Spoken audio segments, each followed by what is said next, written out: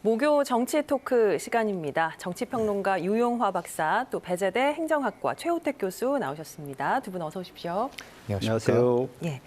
자, 여론조사 얘기를 먼저 좀 해볼게요. 지난 월요일에 저희 KBS 대전방송총국에서 내일이 대선이라면 누구에게 투표를 할 것인가, 대전, 세종, 충남 지역민들을 대상으로 여론조사한 결과를 발표했습니다. 자, 최 교수님, 결과 어떻게 보셨어요?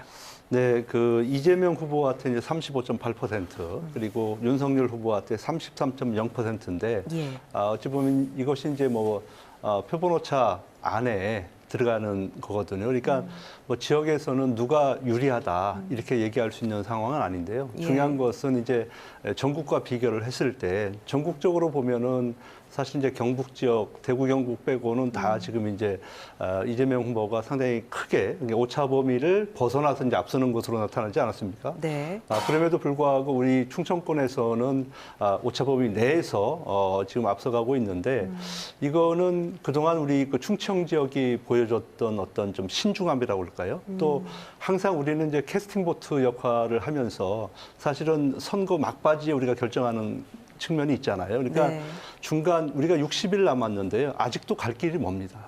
그런 세세한 거에 충청민들은 아직까지는 흔들리지 않고 있고 아마 이제 구체적인 정책이라든지 또 시간이 다가오면서 이제 그런 결정을 해 나갈 것이 아닌가 하는 생각을 해보면서 예. 이건 충청민들의 특수한 상황이다 이렇게 말씀을 드릴 수 있겠습니다. 신중함으로 표현을 하셨는데요. 대전 총국의 여론조사에서는 오차 범위 안에서 이재명 후보가 윤석열 후보를 앞서는 것으로 나왔는데, 유 박사님, 주요 언론들의 여론조사에서도 그렇고요. 또 어제 KBS 본사에서 발표된 여론조사에서도 이재명 후보가 10%포인트 넘게 윤석열 후보를 앞서는 것으로 조사됐거든요.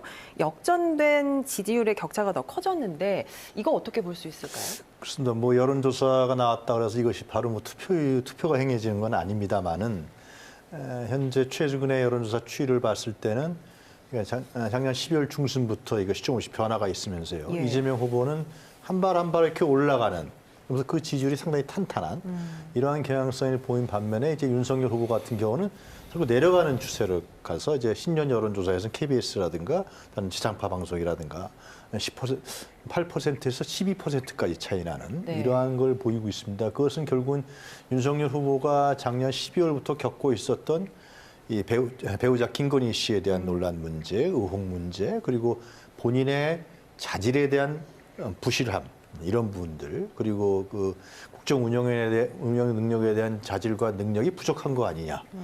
이러한 부분들이 쌓이고, 또 특히 이제 국민의힘 내부의 어떤 내부 권력 투쟁에 따른 혼란, 이런 부분들이 아주 충층적으로 또 총체적으로 결합하면서 이 지지율이 격차가 벌어지고 내려가고 있기 때문에 저는 이 부분이 쉽게 회복될 수 있을 것이냐라는 의문이 듭니다. 예. 그리고 이제 중요한 것은 그럼 이거를 극복해야 되는데, 그럼 이제 후보가 이 문제를 돌파구를 마련해야 되는데, 지금까지 윤석열 후보가 보였던 대선 후보로서 레이스를 하면서 보였던 어떤 모습이라든가 자질이라든가 여러 가지 부분에서는 그런 부분에 대한 신뢰가 크게 나오고 있지 않다.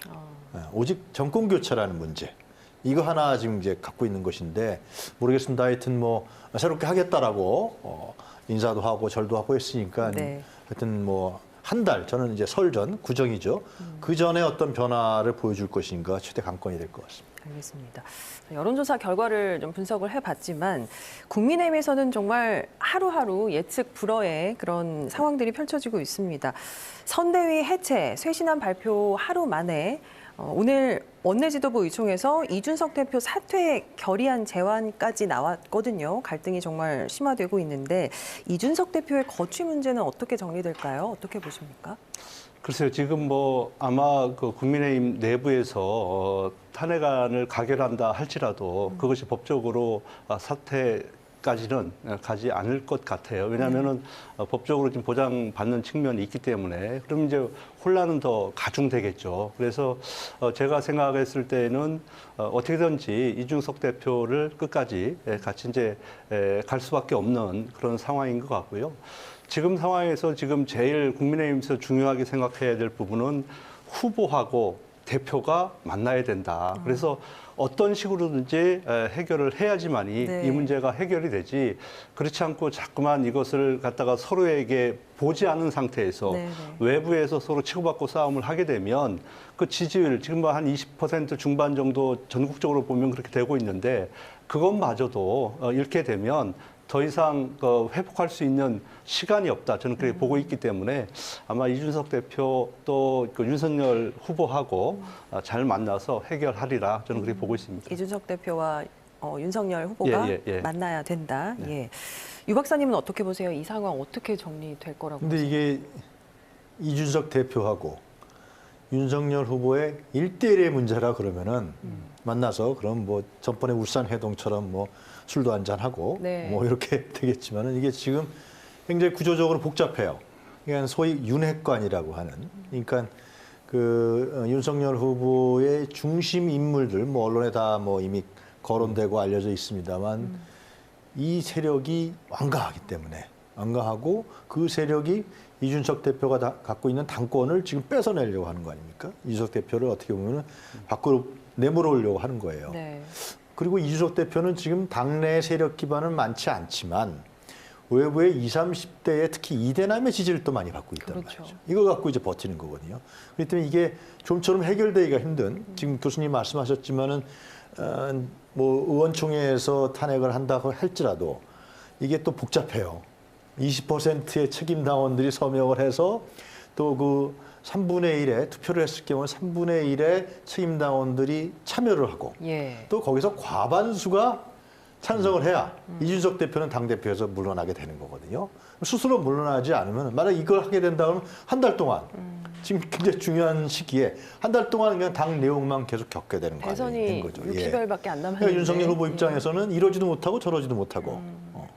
근데 그러니까 만약에 이제 이준석 대표가 중간에 하차를 하게 되면 아마 윤석열 후보에 대한 후보 사퇴 또 압박도 상당히 크게 올 수 있기 때문에 그 두 문제를 같이 놓고 봐야 된다. 저는 그렇게 생각을 하고 있습니다. 예. 근데 이제 그게 지금 이제 뭐 댓글이나 이런 걸 보면은 특히 청년들 같은 경우 어젠가요 그 청년 간담회를 했는데 참석하지 않고 그냥 스킵권을 했잖아요. 그러니까 거기서도 후보 교체론 얘기가 굉장히 많이 나왔단 말이죠. 그러니까 지금 윤석열 후보는 후보 교체 문제, 또 중도 사퇴죠. 그 문제도 이제 압박을 갖고 있는 거고. 근데 이준석 대표 입장에서 봤을 때는 그냥 이렇게 가면은 자기는 대표만 계속 유지만 하면은 실제로 정치적으로 봤을 때 크게 손해볼 건 없는 거죠. 네. 20, 30대 지지층들은 계속 가져가고. 그리고 자기가 다르다. 그러니까 이러한 혼란과 논란 속에서 자기의 정치적 위상은 굉장히 올라가는, 참 신기하지 않습니까? 대통령 후보가 있는데 대표가 더 언론에 많이 나오고 있는 상황이란 말이죠. 예. 그러니까 굉장히 내용이 깊숙하고 과연 이 문제를 어떻게 풀 것이냐. 결국 윤석열 후보가 이걸 이준석 후보에게 대한 정치력을 발휘하든지 포용을 하든지 아니면 확실하게 정리를 하든지 이렇게 되는데, 이 문제가 지금 해결되고 있지 않는, 상당히 윤석열 후보한테는 어려운 상황이고 계속 갈 것이다. 예. 빨리 해결하고 싶겠죠 지금. 근데 그게 잘 안 되고 있는 상황 같아요. 자, 민주당이나 또 이재명 후보 쪽에서는 국민의힘의 이런 상황을 지켜보면서 내부 단속에 좀 힘을 쓰고 있는 걸로 보여요. 무리를 빚으면 제명하겠다, 출당 조치하겠다 경고도 했고 또 보란 듯이 원팀 행보를 이어가고 있는데, 국민의힘의 내부 갈등으로 민주당이 받게 될 어떤 반사 효과에 대해서는 어떻게 보세요, 최 교수님? 글쎄요, 이제 뭐 지금 현재 당장은 효과가 좀 나타나고 있는데요. 그러나 이제 우리가 중요하게 생각을 해야 되는 부분이, 지금 윤석열 후보 지지에서 빠지는 부분이 오롯이 이것이 이재명 후보에게 가느냐, 네. 이걸 따져봐야 되는데요. 그렇게 된다고 보면은 지금 이재명 후보는 40% 중반까지 가야 되는 거거든요. 근데 지금 이제 30% 내에 지금 갇혀 있단 말이에요. 그러니까 그 얘기는 결과적으로 윤석열 후보한테 빠진 표가 그쪽으로 가기보다는 지금 안철수 후보나 또 그냥 또 지지를 철회하는 쪽으로 지금 가고 있기 때문에 네. 지금 꼭 민주당한테 좀 유리하게 작동하고 있다, 이렇게 보기는 상당히 어려운 측면이 있다, 저는 이렇게 보고 있습니다. 알겠습니다. 자, 마지막으로 안철수 후보에 대해서도 좀 이야기를 해봐야 할 것 같습니다. 최근에 상승세가 심상치 않거든요. 어제 KBS 본사 여론조사에서는 10%로 두 자릿수를 기록했고요. 또 특히나 2030 청년 지지율에서도 상승세가 두드러지는데 안 후보 본인 말대로 완주를 할까요? 아니면 종국에는 단일화를 하게 될까요? 박사님 어떻게 보십니까? 그러니까 안철수 변수가 이제 성장한 거죠. 근데 중요한 것은 안철수 후보도 자기가 스스로의 능력에 의해서 스스로의 힘으로 지금 지지율이 올라가는 건 아닙니다. 네. 사실상 우리 국민이나 유권자들이 안철수가 뭘 얘기했지? 잘 기억하는 사람 없어요. 정권 교체는 계속 얘기했어요. 근데 그러니까 결국은 윤석열 후보가 빠지면서 거기서 실망한 층들이 지금 안철수한테 가고 있다. 특히 20, 30대 층들이 가고 있다라는 게 지금 여론조사 지표상에서 나타난 우리 분석 결과인데요. 네. 근데 과연 이제 안철수 후보가 이제 만약에 15%까지 올라간다. 지금 10% 내외합니까? 15%까지 올라가면 안철수의 입지는 굉장히 올라갈 수밖에 없는 것이죠. 그렇게 되면 이제 윤석열 후보가 지금 갖고 있는 제가 생각했을 때는 윤석열 후보의 지금 이제 돌파구는 자기 스스로 못한다 그러면은 결국 안철수하고 단일화죠. 단일화를 통해서 컨벤션 효과를 노려서 그래서 확 분위기를 끌어올려서 이재명하고 같이 1대1로 붙는 것인데 네. 그 단일화 내용도 어려울 것 같고요. 하여튼 근데 안철수 후보가 그에 응할 것인지 안 할 것인지 아니면 3자 구도로 갈 것인지 하여튼 다 안개 속이에요. 근데 이제 제일 중요한 표심은 20대, 30대 층입니다. 그러니까 우리가 흔히 중도층 얘기하는데 지금 중도층에 있어서 가장 높은 포지션을 차지하고 있는 층이 20대, 30대인데 이 20대, 30대가 과연 이재명한테 갈 건지 아니면 실망한 사람들이 안철수한테 갈 건지 예. 윤석열한테 그냥 남아 있을 건지 이게 가장 중요한 포지션인데 제가 알고 있는 20대, 30대 층들은 자기 삶에 관계된 문제거든요. 어느 후보가 내 삶을 바꿔줄 거냐. 억눌려 있고 지금 헤어나지 못하고 있는 이 세대에 관해서 20대, 30대 층의 문제를 누가 해결해 줄 거냐. 이건 정책입니다. 이거는. 이 정책이에요. 어느 후보가 진짜 정책을 보여주고 20대, 30대 층들은 보면 다 정책 다 뒤져보거든요. 네. 다 뒤져보면 이 사람이 괜찮다 아니다. 그렇기 때문에 이제 남은 관건은 누가 진짜 20대, 30대 층의 삶의 변화를 이끌어줄 정책을 제시하느냐. 예. 그것이 제가 보기엔 가장 중요한 문제가 되지 않을까 생각합니다. 알겠습니다. 자, 목요 정치 토크 오늘은 여기서 마무리해야겠네요. 유용화 박사, 최효특 교수 두 분 수고하셨습니다. 감사합니다.